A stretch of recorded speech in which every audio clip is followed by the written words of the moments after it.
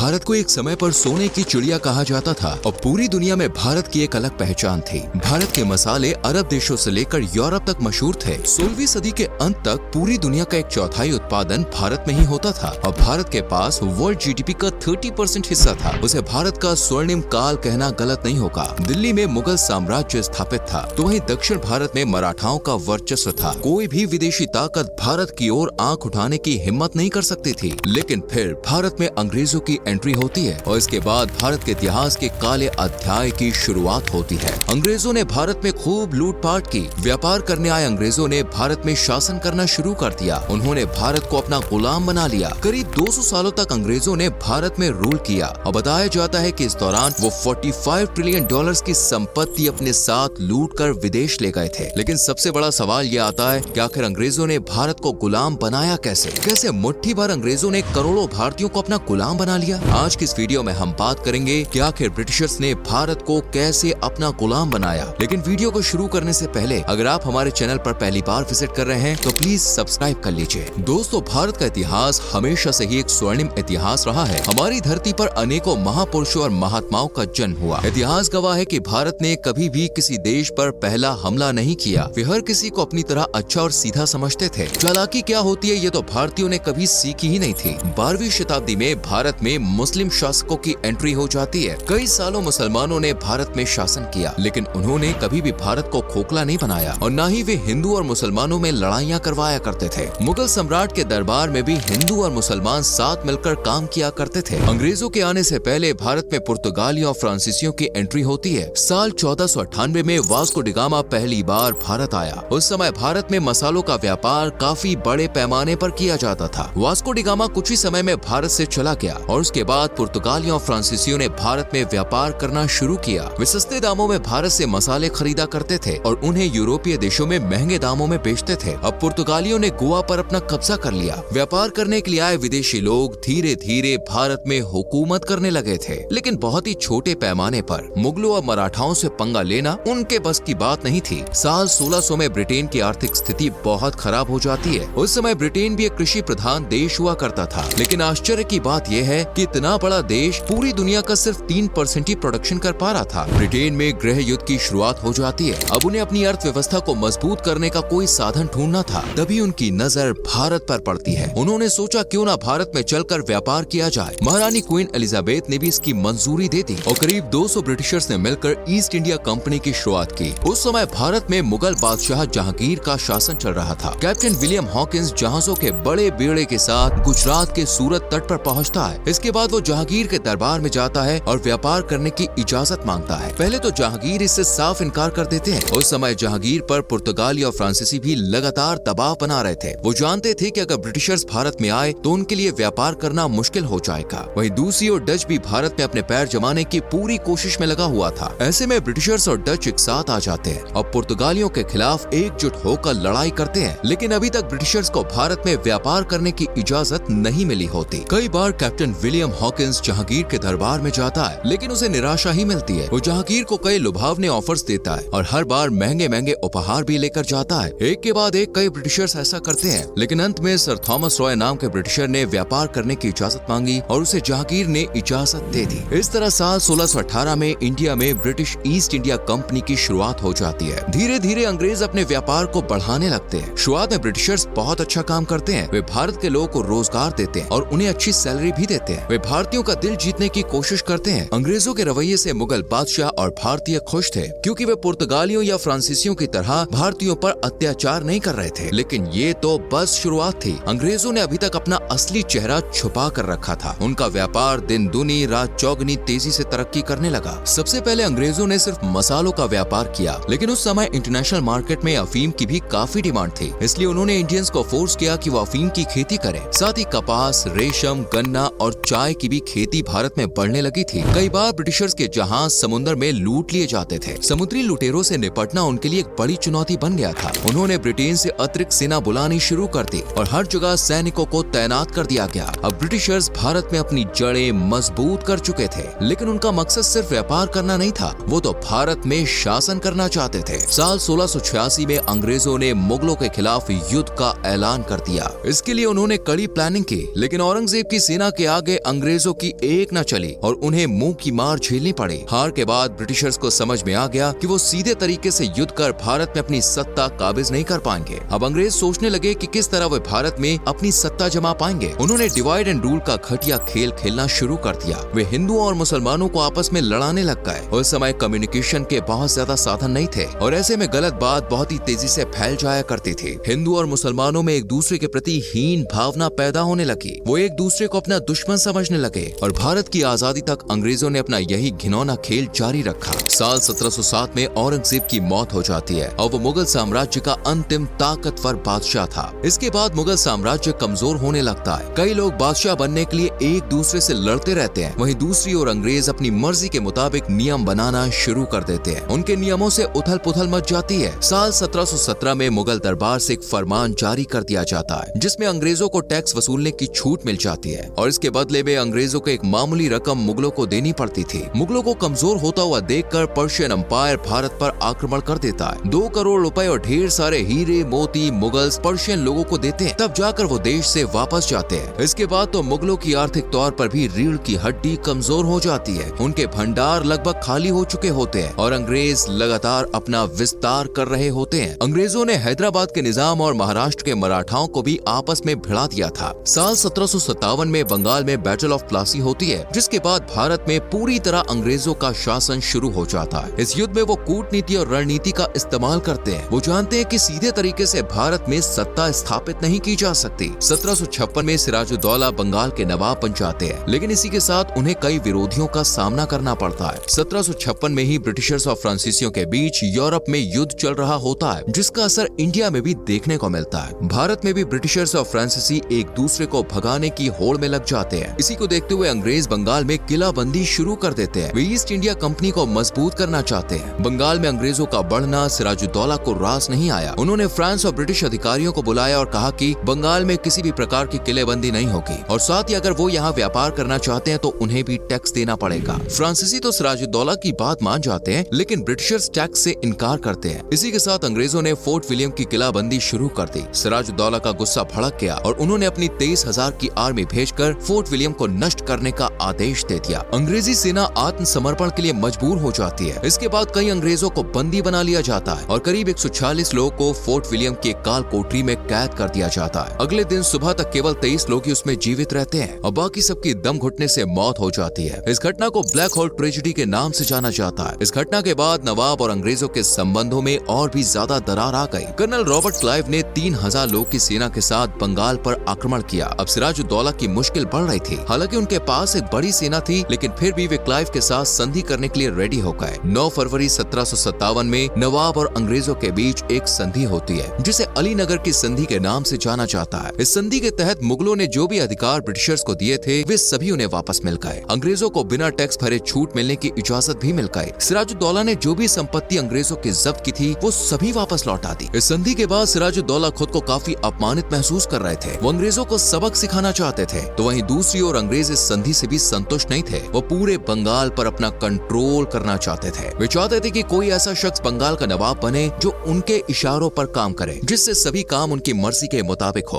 अंग्रेजों ने बड़ी चतुराई के साथ मीर जाफर के साथ एक गुप्त संधि कर ली। मीर जाफर इससे पहले तक सिराजुद्दौला के सबसे करीबी और वफादार लोगों में से एक माना जाता था, लेकिन अंग्रेजों ने मीर जाफर को नवाब बनाने का लालच दिया। कुछ ही दिनों में मीर जाफर की मदद से ब्रिटिशर्स ने कासिम बाजार, ढाका और कलकत्ता को अपने कब्जे में ले लिया। रॉबर्ट क्लाइव बंगाल पर आक्रमण की पूरी तैयारी कर चुका था। अपनी 3,000 की सेना के साथ उसने बंगाल पर कूच कर दिया। 23 जून 1757 के दिन भागीरथी नदी के किनारे प्लासी के मैदान में सिराजुद्दौला और क्लाइव की सेना का आमना सामना हुआ। प्लासी का युद्ध कोई भीषण या भयंकर युद्ध नहीं था, इसे सिर्फ एक मुठभेड़ भी आप कह सकते हैं। एक दिन भी ये युद्ध नहीं चला। सिराजुद्दौला के अधिकतर योद्धा उनसे अलग हो चुके थे। हालांकि कई योद्धाओं ने उनका पूरा साथ दिया और अंतिम क्षण तक वो नवाब के साथ ही खड़े रहे, लेकिन फिर भी युद्ध में सिराजुद्दौला को हार का सामना करना पड़ा। अंग्रेजों ने अपना वादा पूरा करते हुए मीर जाफर को बंगाल का नवाब बना दिया। प्लासी के युद्ध के बाद बक्सर के युद्ध में भी अंग्रेजों को जीत मिली और इसके कुछ ही समय बाद भारत में कंपनी रूल शुरू हो गया। 18वीं सदी के अंत तक अवध के नवाब शाह आलम द्वितीय जैसे भारत के बड़े लोगों पर अंग्रेज अपनी ताकत जमा चुके थे। साल 1857 में अंग्रेजी हुकूमत के खिलाफ भारत में एक विद्रोह होता है जिसकी शुरुआत मंगल पांडे करते हैं। झांसी, बंगाल, बिहार, अवध, मेरठ और दिल्ली सहित कई जगह अंग्रेजों का विरोध किया जाता है। इसे भारत का पहला स्वतंत्रता संग्राम भी कहा जाता है। लेकिन ये विद्रोह बहुत जल्दी शांत हो गया और इसके बाद भारत में कंपनी रूल के बजाय क्राउन रूल शुरू हो गया, यानी ब्रिटेन की महारानी अब भारत की सर्वोच्च पदाधिकारी थी। इसके बाद महात्मा गांधी, सरदार पटेल, सुभाष चंद्र बोस, भगत सिंह, चंद्रशेखर आजाद, जवाहरलाल नेहरू, खुदीराम बोस जैसे हजारों लाखों वीर सपूतों ने भारत की आजादी की लड़ाई को एक नई दिशा दी और 15 अगस्त 1947 के दिन